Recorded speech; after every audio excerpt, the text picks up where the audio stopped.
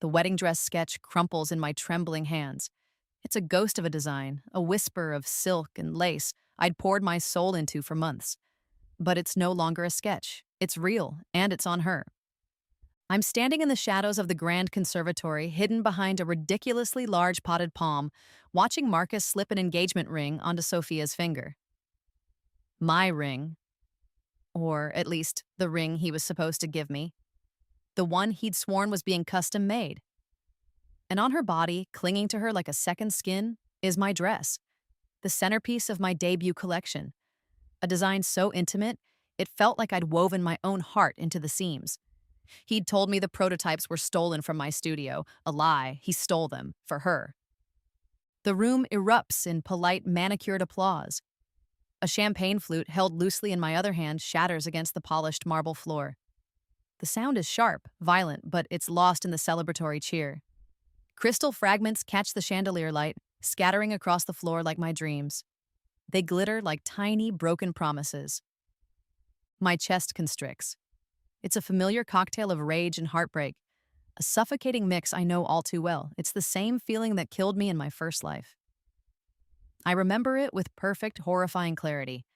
The beeping of the heart monitor, the sterile smell of the hospital, the feeling of my lungs giving up as I choked on the sheer weight of his betrayal. I'd seen the announcement of their engagement on a gossip blog from my hospital bed, my body already weakened by what the doctors called a stress-induced cardiac event. A broken heart, literally. I died watching them smile for the cameras, my designs credited to him. And then I woke up.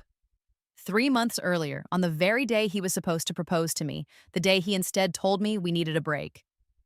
This time I knew. This time I was prepared. Or so I thought. Seeing it happen again, right in front of me, is like a physical blow. His hand on her back, his lips brushing her temple. The way she looks at him, triumphant and smug, wearing my life's work. A waiter rushes over to clean up the broken glass at my feet, his expression a mixture of concern and annoyance. I wave him away with a dismissive gesture, my eyes still locked on the happy couple. They're announcing the engagement party. Tomorrow night, at the grand, majestic ballroom. A cold dread washes over me, colder than the spilled champagne soaking into the marble. The party. That's when he'll do it. He'll officially announce their spring wedding and unveil his gift to her. My entire stolen design portfolio, rebranded under his name. He'll be lauded as a genius, a visionary. Sophia will be his muse, and I will be erased. In my first life, I retreated. I cried. I fell apart. I let the grief consume me until my heart gave out. The timer has started. 24 hours until that party, until he cements his theft and my ruin in front of the entire fashion world. But this isn't my first life. This time, I won't die choking on betrayal in a sterile hospital room. This time, my heart isn't breaking. It's hardening into something sharp and dangerous. This time, I'm not the victim in their story. I'm the villain in theirs. And before this clock runs out, I will burn their perfect little world to the ground and dance in the ashes of their ambition. I have 24 hours to destroy them before they destroy me again. And this time, I know exactly how. The click of my heels on the pavement is the only sound that cuts through the roaring in my ears. I don't remember leaving the party, only the primal need to move, to act, to do something other than stand there and shatter. My car, a sleek black sedan, feels like a sanctuary, a command center. The plush leather seat grounds me in the now, in this second chance. My hands are still trembling, but not with weakness. It's adrenaline, it's fury. I pull out my phone, my fingers hovering over the screen. In my past life, I called my friends, my mother, anyone who would listen to my sobs. This time, my call history will look very different. I dial the 24-hour hotline for the National Patent and Copyright Office. It's an emergency service, designed for situations just like this, a lifeline I didn't even know existed a lifetime ago. The voice on the other end is calm, procedural. Emergency Copyright and Patent Services, how can I help you? I need to file immediate, time-stamped copyright claims on a portfolio of fashion designs, I say, my own voice surprisingly steady. I have digital and physical proof of creation dating back over a year. I have reason to believe they are about to be fraudulently presented as someone else's work within the next 24 hours. I spend the next hour in my car parked under the amber glow of a street lamp, emailing scanned sketches, digital drafts with embedded metadata, and time-stamped photographs of my work in progress. Each file is a nail in his coffin. The starlight gown, the midnight collection, the ethereal bridal line, every single idea he ever called promising but amateurish is now locked down, legally and unequivocally mine. The confirmation email arrives before I hang up. It's done. The first stone is laid. My next call is to him. I let the phone ring twice, picturing him excusing himself from his adoring crowd, his brow furrowed with annoyance. "Elena, is everything okay? I saw you left." His voice is syrupy with fake concern. It's the same tone he used when he told me my dreams were too big, that I should be more realistic. "Marcus, darling," I purr, the endearment tasting like acid. "We need to talk." "Can it wait? We're kind of in the middle of something." "Oh, I know, I saw. Beautiful dress, familiar even. Which brings me to my point. We need to have a little chat about intellectual property law." I let the silence hang in the air, imagining his smile faltering. "You see, every single one of those amateur sketches in my portfolio, the ones you so kindly offered to store for safekeeping, they were officially copyrighted with the federal government about 30 minutes ago." The silence on his end is deafening. I can almost hear the gears turning in his head, the panic setting in. "What are you talking about?" he finally sputters. "I'm talking about Sophia's dress, Marcus. That's legally mine. The entire collection you're planning to launch at your little party tomorrow? Also mine. So, unless you want your grand debut to be a spectacular display of federal fraud, I suggest you reconsider your plans." "You can't do this," he hisses, the charm evaporating completely, replaced by the raw, entitled anger I know so well. "I already have," I say softly, and hang up. My hands are rock steady now. The rage has been channeled into a cold, clear purpose. I start the car, the engine a low growl. My destination is my lawyer's office, but my mind is on the ring. My ring. In my first life, I'd obsessed over the details. A vintage cushion-cut diamond in a delicate platinum setting from a tiny historic jeweler we'd visited once. He'd promised me he'd gone back, that he was having one made just for me. Another lie. When I saw the engagement photos of him and Sophia, I saw the ring.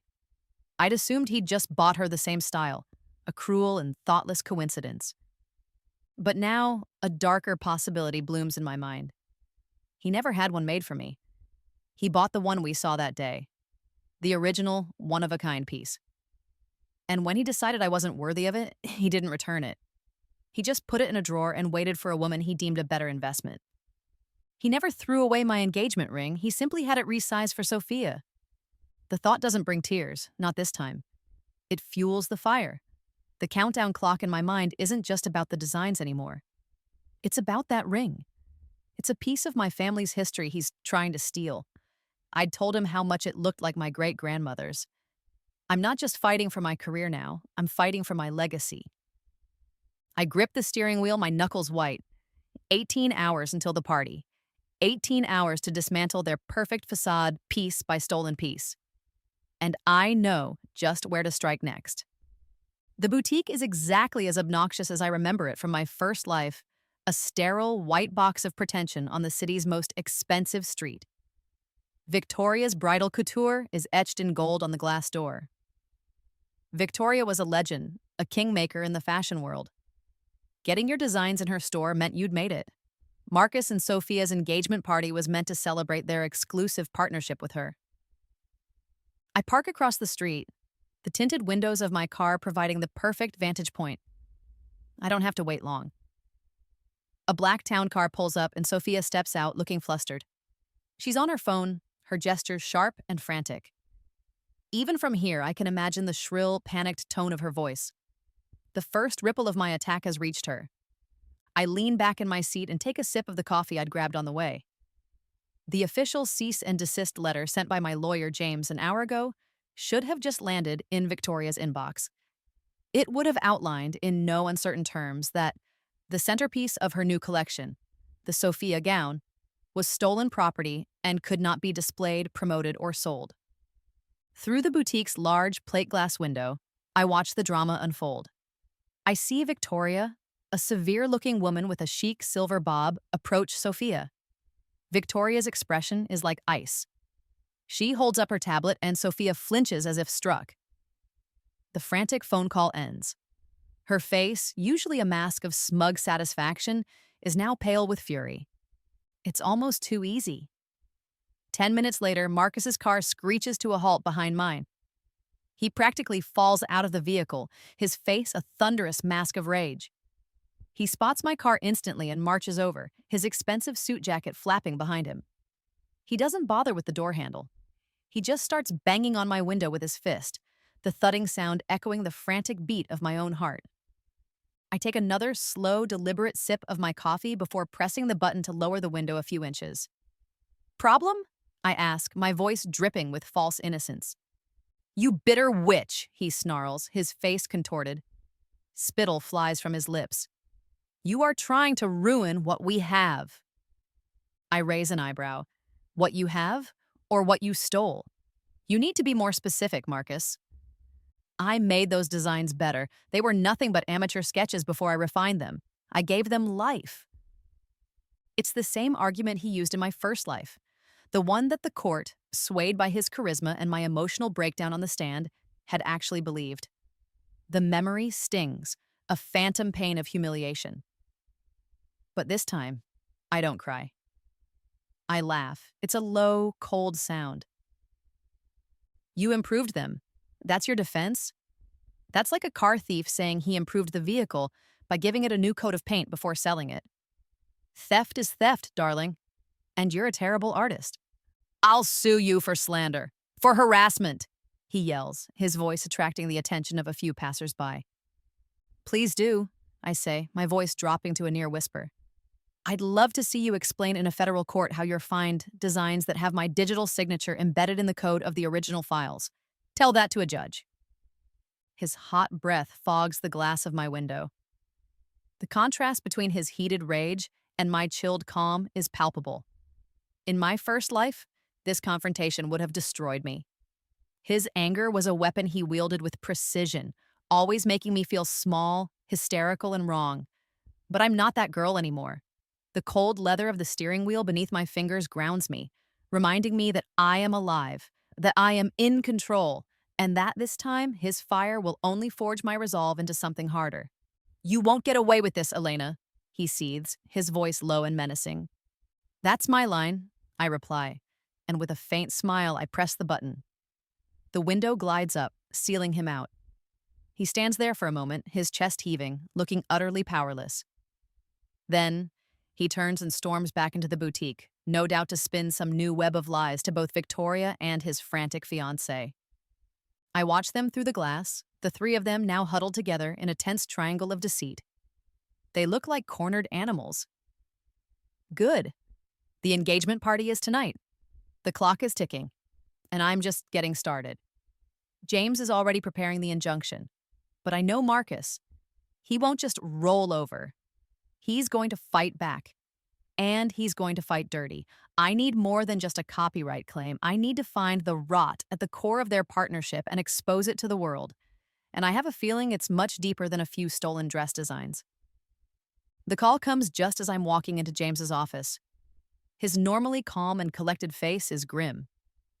"He already filed," James says, foregoing any greeting. "We need to talk."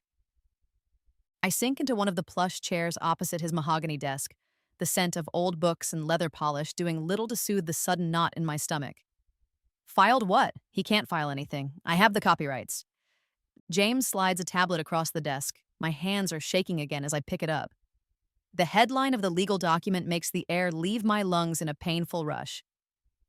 Marcus Thorne v. Elena Vance, complaint for damages and declaratory relief for intellectual property theft. "He's countersuing," I whisper, the words feeling foreign and impossible. "It's worse than that," James says, his voice tight. "He's claiming he's the original creator. He's alleging that you, as his live-in girlfriend with access to his work, stole the designs from him." I stare at the screen, my vision blurring. The document is a masterpiece of fiction. It lists dates, times, and locations where Marcus supposedly conceived of my ideas. It includes sworn affidavits from two of his employees, people who had seen me work on those very sketches in my home studio, claiming they saw the designs on Marcus's computer months before I alleged to have drawn them. Forged timestamps, fake witnesses. He has a witness, a so-called textile expert, who claims the core structural elements of the designs are characteristic of Marcus's previous work, not mine. James continues, pacing behind his desk.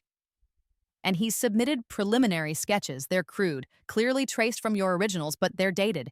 He forged the dates. A wave of vertigo hits me. This isn't just happening again. It's happening with a terrifying, calculated precision that I wasn't prepared for. It's a ghost story come to life. The memory of my first life's courtroom battle crashes over me with the force of a physical blow. I'm standing at the witness stand, my voice trembling as I try to explain that the ideas were mine. I see Marcus on the other side of the room, looking solemn and wounded, a pillar of credibility. I see the jury, their faces a mixture of pity and disbelief. I see Sophia, sitting in the front row, dabbing at her eyes with a handkerchief, the perfect picture of a wronged woman. They painted me as the scorned lover, a desperate, untalented woman trying to claim the work of her brilliant ex-boyfriend out of spite. And it worked. I lost. The public humiliation, the financial ruin, the crushing weight of the injustice.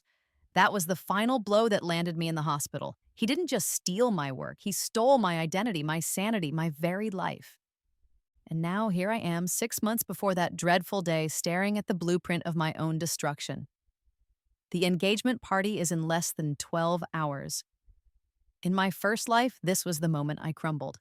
The sheer audacity of his lies, the betrayal of people I thought were my friends, it paralyzed me. I retreated, I hid, I let James handle it, and I fell right into their trap. Elena? James's voice pulls me back to the present. He's looking at me with deep concern, his hand hovering over the phone. Should I call someone for you, your mother? I look from his worried face to the legal document on the tablet. The fear is still there, a cold snake coiling in my gut. But this time, something else is there too. A white-hot, clarifying rage. In my first life, I played by the rules. I believed in truth and justice. I thought the system would protect me. I was a fool. He wants to play dirty? He wants to forge evidence and perjure himself? He thinks he can crush me with the same playbook twice? A slow smile spreads across my face, a chilling, unfamiliar expression that makes James take a step back. No, James, I say, my voice low and clear. Don't call my mother. Call a press contact. Someone at Vogue or WWD. Tell them there's a story brewing, a big one. I stand up, my spine straight, the fear replaced by a terrifying sense of purpose. The midpoint reversal wasn't for him. It was for me. He thinks he's pushed me into a corner. He has no idea he just pushed me off a cliff and I've learned how to fly. He wants to play dirty? I murmur, more to myself than to James. I'll bury him in his own lies. I'm no longer the naive artist. He's taught me a valuable lesson. In a war like this, you don't win by being right. You win by being ruthless. My strategy has to change. It's no longer about legal defense. It's about total annihilation. James, I say, turning to face him, my eyes hard as diamonds. Get the injunction ready for the party tonight. But that's just for show. The real war starts now. I walk out of his office without looking back. My first stop isn't home to cry or to my mother's for comfort. My first stop is Marcus Thorne's corporate headquarters. If he wants to use fake evidence, I'll get him the real thing, and I'm going to get it myself. The lobby of Thorne Enterprises is a monument to Marcus's ego. Gleaming chrome, cold marble, and a giant abstract sculpture that probably cost more than my first apartment. His face, rendered in a ridiculously heroic black and white portrait, hangs on the far wall. The receptionist, a young woman with a perpetually nervous expression, looks up as I approach. May I help you? She asks, her eyes widening slightly in recognition. I'm here to see Marcus, I say, my tone leaving no room for argument. He's in a meeting, Miss Vance. He left strict instructions not to be disturbed. I'm sure he did, I reply, offering her a smile that doesn't reach my eyes. But this is an emergency. It's about the engagement party tonight. Without waiting for a response, I stride past her desk and head straight for the elevator. I can hear her frantic calls behind me, but I don't slow down. The elevator doors open onto the executive floor. It's quiet, the plush carpet muffling my footsteps. His office is at the end of the hall, double doors of frosted glass bearing his name. I can hear muffled, angry voices from within. Perfect. He's distracted. I don't knock. I push the door open and walk in. Marcus is there, along with his two top associates and Sophia, who is perched on the edge of his desk looking distraught. They all freeze, their mouths agape, when they see me. Elena, what the hell are you doing here? Marcus explodes, jumping to his feet. Gathering evidence, I say calmly, pulling out my phone. I walk directly to his desk, to his computer, which is still unlocked and open. On the screen is a chain of emails between him and Sophia. The subject line is collection finalization. I start taking pictures, clear, high-resolution photographs of the screen. You can't just do that, Sophia shrieks, rushing toward me. I sidestep her easily, keeping my phone trained on the monitor. The emails are a gold mine. They aren't just discussing the designs. They're discussing how to alter them just enough to support his claim of refining them. There's one from Sophia to Marcus that makes my blood run cold. Make sure you backdate the files like we did with the Miller collection. Her lawyers were useless. Vance's will be too if we stick to the story. The Miller collection. A young, promising designer named Chloe Miller had accused a shell corporation of stealing her designs 2 years ago. The case was thrown out. Miller was ruined, professionally and personally. She disappeared from the fashion scene completely. I'll call security, Marcus bellows, fumbling for the phone on his desk. Please do, I say without looking up from my screen capturing. I would love more witnesses to this. It'll look fantastic in my deposition. He hesitates, his hand frozen over the receiver. The two associates are slowly backing away, their faces pale, wanting no part of this implosion. It hits me then, the devastating final reveal. Sophia isn't just his new fiancée. She's his partner in crime. This is their business model. They find promising, independent designers, steal their work, and use Marcus's legal team and corporate muscle to crush them. He provides the legal shield and the business connections. She scouts the talent and helps launder the stolen creativity into their brand. They are serial predators. I lower my phone, a dozen perfect, damning photos saved to its encrypted cloud. I look at Sophia, truly look at her for the first time. She isn't just a rival for a man's affection. She's a vulture, and I was just the latest carcass she'd set her sights on. The Miller collection, I say softly. The color drains from Sophia's face. That was you, wasn't it? You find the talent, he scrubs the evidence and buries the victims. A regular Bonnie and Clyde of couture? Get out, Marcus whispers, his voice hoarse. All the fight has gone out of him, replaced by a raw, primal fear. I'm going, I say, tucking my phone into my purse. I have everything I need. I turn to leave, pausing at the door. Oh, and Marcus? I look back at him, his entire world crumbling around him. Don't bother sending security after me. They might have a conflict of interest soon. I walk out, leaving a crater of silence behind me. The receptionist in the lobby is on the phone, likely with building security, but I just smile at her as I pass. Let them come. Let the whole world watch. The engagement party begins in 4 hours, but it's not their party anymore. It's their public execution. And I have all the ammunition I need to destroy their reputations in front of everyone who matters in the fashion industry. The countdown has entered its final, thrilling phase. The grand majestic ballroom is a cavern of opulence and whispered lies, exactly as I remembered from my first life's final, agonizing moments. Chandeliers weep crystals from the gilded ceiling, casting a warm, deceptive glow over the city's fashion elite. The air is thick with the scent of expensive perfume and the low hum of self-congratulation. In my first life, I died of heartbreak picturing this scene. Tonight, I stride into it as a queen entering her court. I'm wearing my own masterpiece. Not one of the stolen designs, but something new, something I created in the feverish, inspired nights of my second chance. It's a gown of deep crimson silk, structured and severe yet fluid, moving like liquid fire as I walk. It's a statement of power, of defiance. It's a war banner in the form of a dress. Heads turn as I enter. A ripple of murmurs follows me through the crowd. I am, after all, the jilted ex-girlfriend. My presence here is a scandal in itself. I can feel their eyes on me, a mix of pity, curiosity, and morbid excitement. I ignore them all, my gaze fixed on the stage at the far end of the room where Marcus and Sophia are holding court. Sophia is wearing my design, the starlight gown. It's beautiful, of course it is, but on her it looks like a costume, a beautiful lie. She sees me and her smile tightens, a flicker of panic in her eyes before it's masked by a look of disdain. Marcus puts a protective arm around her, his expression hardening as I approach. I don't stop until I'm standing right in front of them, a small, polite smile on my face. "Elena," Marcus says, his voice a low warning. "This is neither the time nor the place." "On the contrary, Marcus," I reply, my voice carrying just enough to be heard by those nearby. "This is the perfect time and the only place." Victoria, the boutique owner, steps forward, her face a mask of cold fury. "Miss Vance, you received a legal notice. You are not welcome here." "Oh, but my lawyer, James, is," I say, gesturing to the back of the room where James is standing with two well-dressed individuals. "Along with a few friends from the Fashion Law Institute, they were so intrigued by your business practices they wanted to see them in action." Panic flashes across Victoria's face. The crowd is growing thicker around us, sensing a confrontation. The music fades as a technician, one I'd paid handsomely earlier today, adjusts the massive projection screen behind the stage. "Ladies and gentlemen," I call out, my voice ringing with newfound confidence.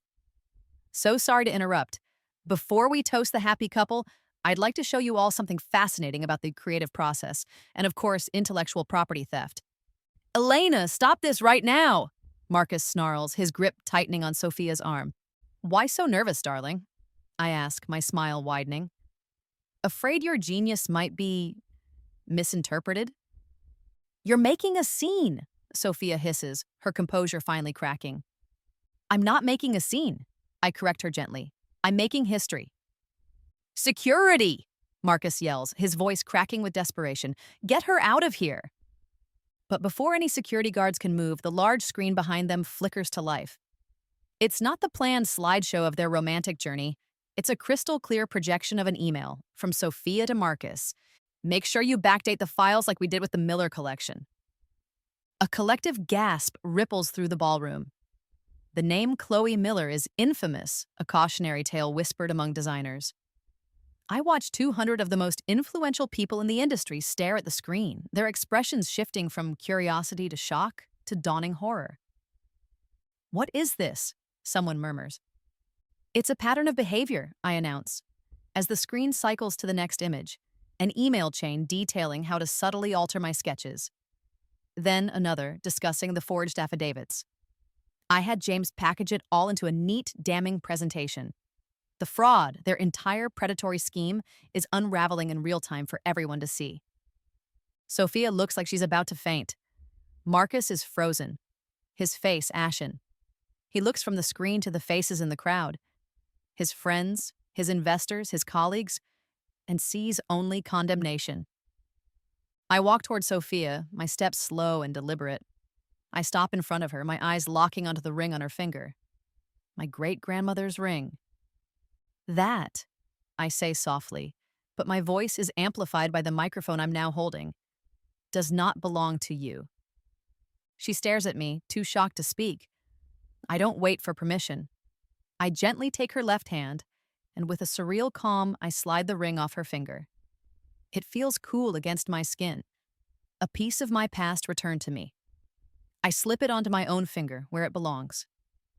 The central betrayal, the very symbol of his theft, is reversed. The gasp from the crowd is louder this time. I turn back to the audience, holding up my hand so the ring catches the light. My smile is genuine now, but it holds no warmth for them. It's the smile of a victor, and it hints at plans they can't even begin to imagine. The destruction of their reputation is complete, but my revenge is not. As the shocked murmurs turn into a roar of outrage and panicked investors start making calls, I lean toward the microphone one last time. Marcus is still standing on the stage, a statue of ruin, While Sophia is being quietly escorted away by the friends from the Fashion Law Institute, I catch his eye, a flicker of the man I once loved, now just a hollowed out shell of greed and failure. By the way, Marcus, I say, my voice a silken dagger that cuts through the chaos. I bought your company this morning.